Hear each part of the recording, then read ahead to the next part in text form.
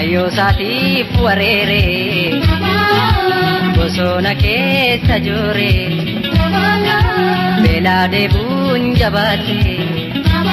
Bareenni ilkee cabbii kennaan uumaa rabbii goonni diinaa duubbii qeellam wallaggaa anaa sayyoo dambii dooloo bee abbaan biyyaa biyyoo gadaamee saalli xabiiftuu luynaa gadiin ceeftu goota da'uun tangarsiiftu harmee naati goota meeqaa dambii dooloo najjoo gimbii naqamtee fi leeqaa isaan faaruun itti haqaa sitti himuu maqaa osoon sitti nimne mee xiqqoo soqaa.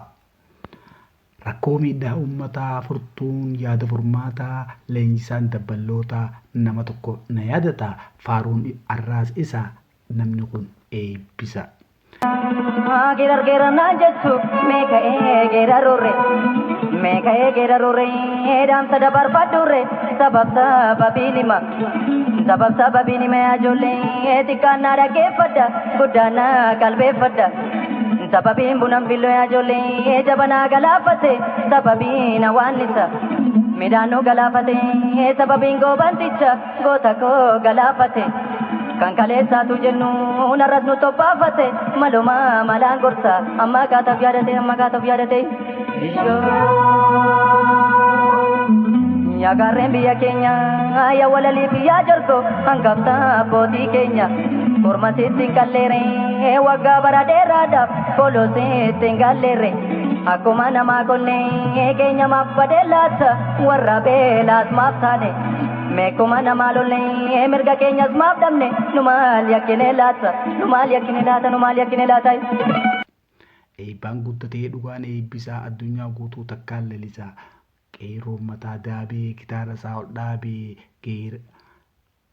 qeerroo mataa daabee gitaara isaa ol dhaabee geerarsaan yoosiif jalqabe afaan keenyaan dubbannee karaa deemaa dadhabnee yaa bunaan daraarinii hangaan harree arabaa biyyotti yaa du'aan ayyaaminii yaa biyyoon nyaatinii hangaan bilisummaatti ijaan argutti. Bacaqii boraafadhee lagatti hirkadhee gaara mul'ataattiin galaa qawwee koo fudhee kilaash koo fudhee meeqa kaasee kan qabsoo gabbaasee. Bacaqii boraafadhee dhagaatti hirkadhee gaara mul'ataattiin galaa qawwee koo fudhee. Bacaqii boraafadhee dhagaatti hirkadhee bosona Oromiyaattiin galaa qawwee koo fudhee. Bacaqii boraafadhee dhagaatti hirkadhee bosona Dambiittiin galaa qawwee koo fudhee. Bacaqii boraafadhee dhagaatti hirkadhee ka'een sololooti gaala qawwee koo fudhee. Gaafataan hibboo qorichi iftooltootaa fi dhiphoo goonni ilmi oboo. Dhiphoo kallacha qabsoo uummata Oromooti. Abaa'oo.